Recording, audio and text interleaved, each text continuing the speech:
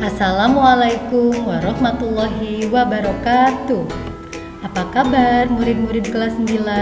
Semoga semua selalu sehat dan bersemangat untuk melaksanakan pembelajaran jarak jauh. Insya Allah, Ibu Heraliani akan mendampingi selama pembelajaran materi pelajaran Bahasa Indonesia kelas 9. Murid-murid, masih ingatkah kalian pada objek bahasan di pertemuan lalu? Tentunya kalian masih ingat ya, yaitu teks laporan percobaan. Sebelum melanjutkan ke kompetensi dasar berikutnya, mari mengulas kompetensi dasar sebelumnya, yaitu 1. Mengidentifikasi informasi dari teks laporan percobaan. 2. Menyimpulkan isi teks laporan percobaan.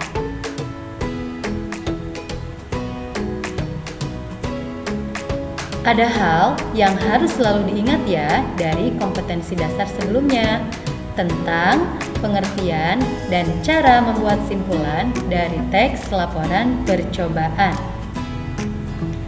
Teks laporan percobaan merupakan sebuah teks non-fiksi yang memaparkan laporan hasil percobaan atau penelitian yang dapat dipertanggungjawabkan kebenarannya secara keilmuan.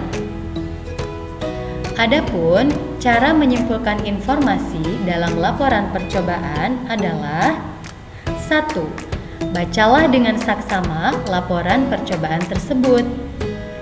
2. Catat setiap informasi yang terdapat dalam laporan percobaan tersebut. 3. Berdasarkan informasi tersebut, simpulkan informasi dari laporan percobaan tersebut. 4. Pilihlah kosakata kata baku dan susun dengan gaya kalimatmu sendiri. Ingat, tetap gunakan kalimat efektif dan kosakata baku.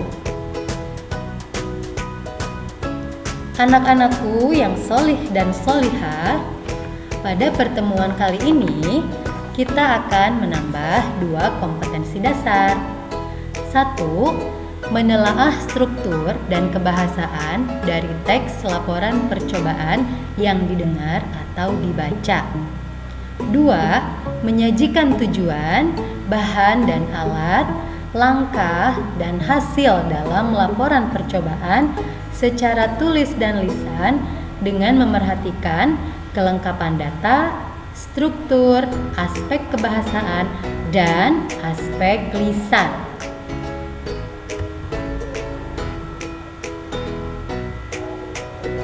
Anak-anak, sejenak mari kita simak bunyi surat Al-A'raf ayat 185. Di ayat ini, Allah menyuruh kita untuk meneliti alam semesta melalui Al-Quran. Berikut arti atau terjemahan dari Quran surat ke-7 yaitu Al-A'raf ayat 185.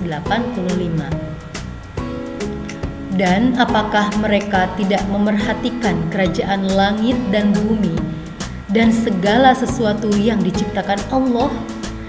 Dan kemungkinan telah dekatnya kebinasaan mereka, maka kepada berita manakah lagi mereka akan beriman sesudah Al-Quran itu? Dengan begitu anak-anakku dapat dimaknai bahwa Al-Quran menyuruh manusia meneliti alam semesta ini adalah agar manusia mengetahui tanda-tanda kekuasaan Allah dan rahasia-rahasia yang terkandung di dalamnya demi kepentingan manusia itu sendiri.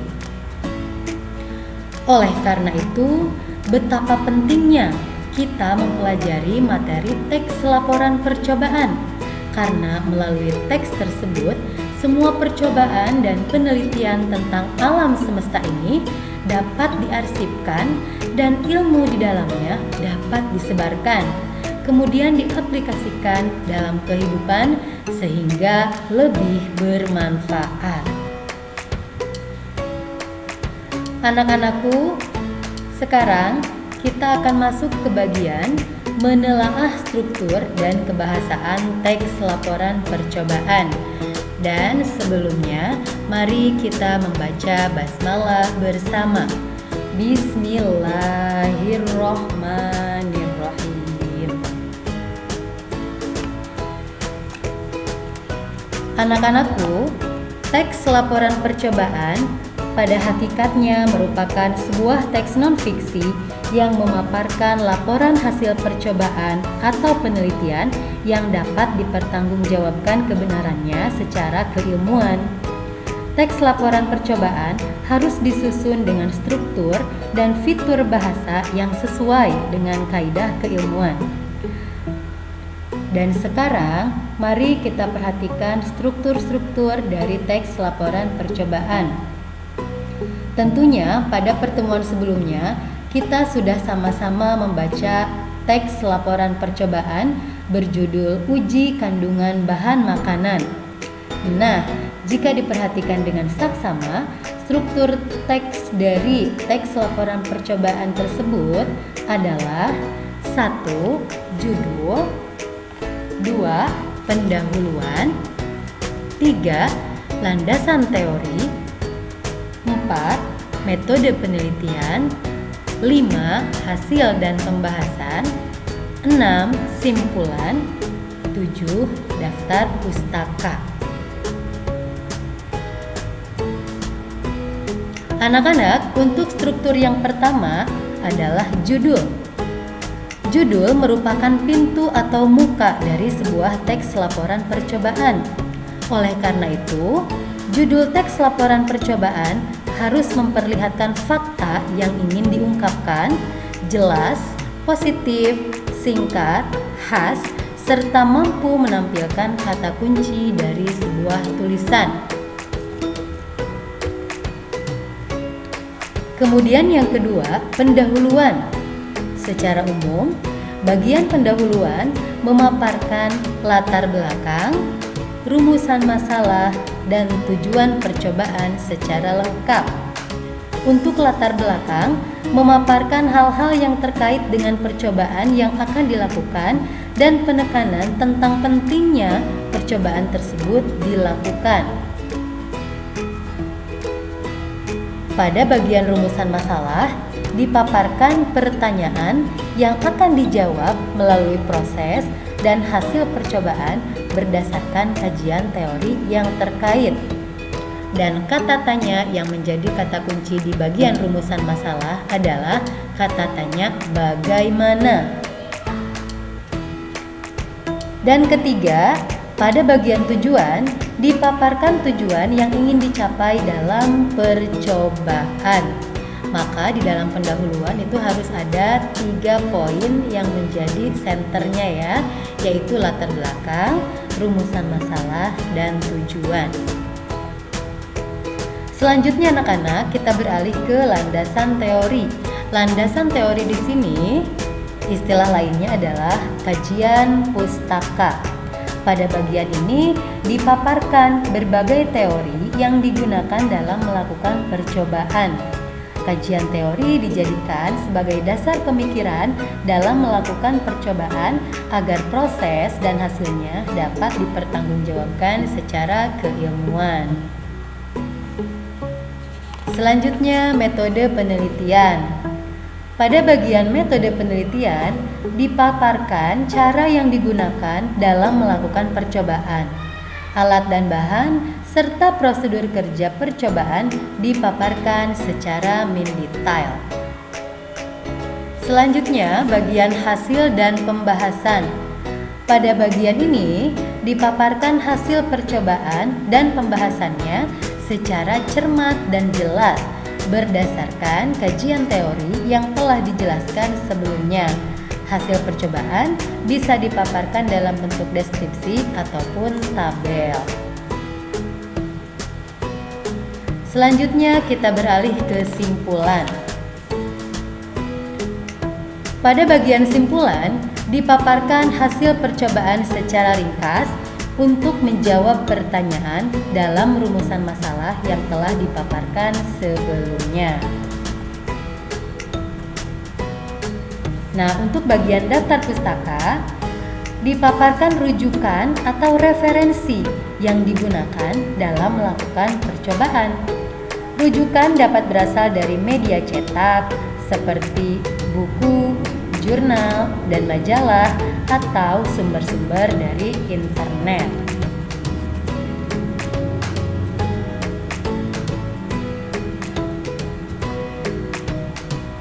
Kemudian anak-anak, untuk bagian yang ketujuh yaitu daftar pustaka, penulisannya memiliki ciri khas atau keunikan dan ketentuan.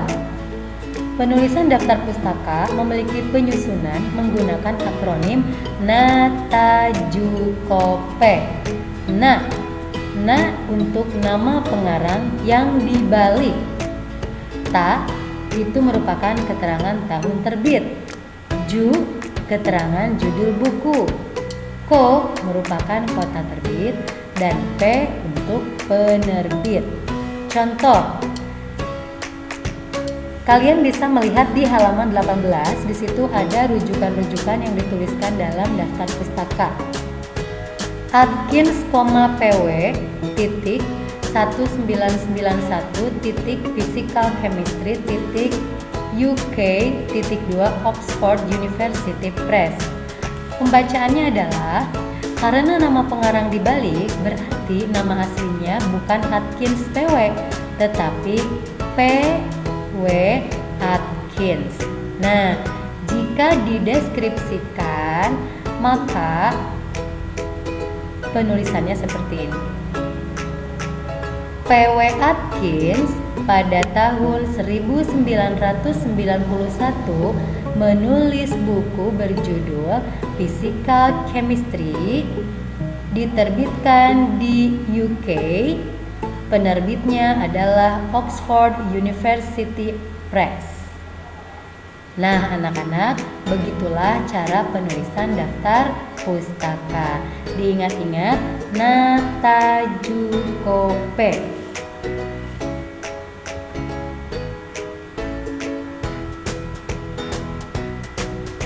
Anak-anak, sekarang kita mulai ke ciri kebahasaan teks laporan percobaan.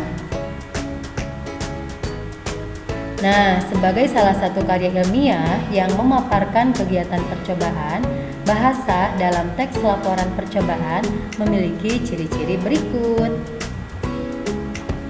1.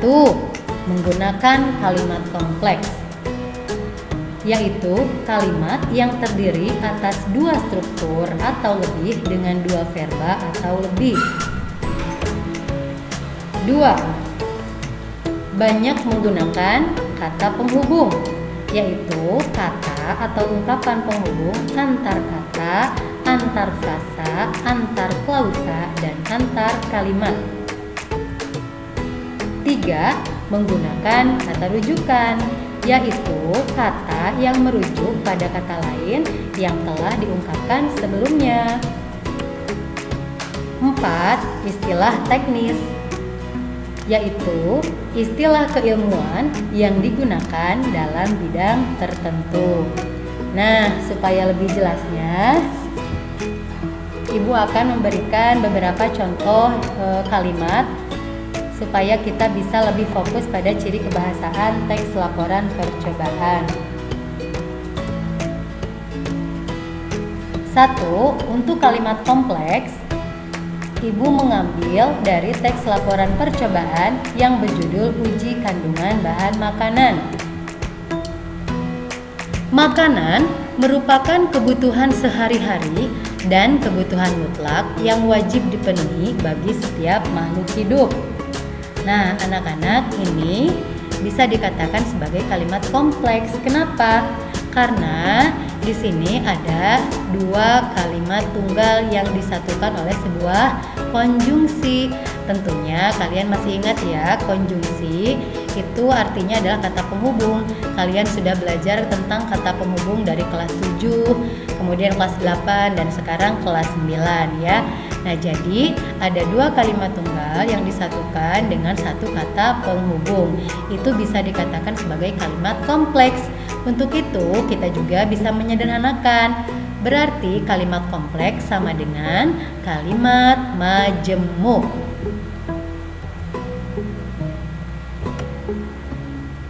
Untuk ciri kebahasaan yang kedua yaitu penggunaan kata penghubung. Sebelum makanan tersebut dikonsumsi untuk selanjutnya dapat dicerna oleh tubuh, sebaiknya perlu diperhatikan zat gizi nutrisi yang terkandung di dalamnya. Nah, anak-anak bisa kalian lihat dari kalimat tersebut. Di sini ada sebelum, ada selanjutnya, ada oleh. Ini merupakan contoh-contoh kata penghubung. Dan kata penghubung selalu ada dalam kalimat-kalimat yang digunakan pada teks laporan percobaan. Ciri kebahasaan yang ketiga adalah kata rujukan. Hal tersebut bisa terjadi karena kebanyakan dari mereka tidak mengetahui pasti bahan makanan apa saja yang mengandung zat gizi nutrisi yang diperlukan oleh tubuh mereka. Nah, anak-anak silakan fokus pada kata tersebut. Nah, kata tersebut ini termasuk ke dalam kata rujukan. Karena kata rujukan ini merujuk pada hal yang diungkapkan sebelumnya. Dan yang keempat adalah istilah teknis. Makanan yang masuk ke tubuh kita akan diproses melalui sistem pencernaan yang dipecah menjadi molekul sederhana melalui dua cara, yaitu secara mekanis dan kimiawi. Anak-anak, kalian fokus pada kata-kata yang ibu beri tanda merah. Ada molekul, ada mekanis, dan ada kimiawi. Nah, 3 kata di situ termasuk ke dalam istilah-istilah teknis atau kata-kata ilmiah. Tentu saja teks laporan percobaan itu biasanya sifatnya ilmiah, artinya mengandung keilmuan. Nah, anak-anakku bagaimana? Apakah sudah paham semua mengenai struktur dan kebahasaan teks laporan percobaan? Sangat mudah bukan? Nah, untuk memastikan pemahaman kata, maka mari mengerjakan tugas sesuai kompetensi dasar hari ini.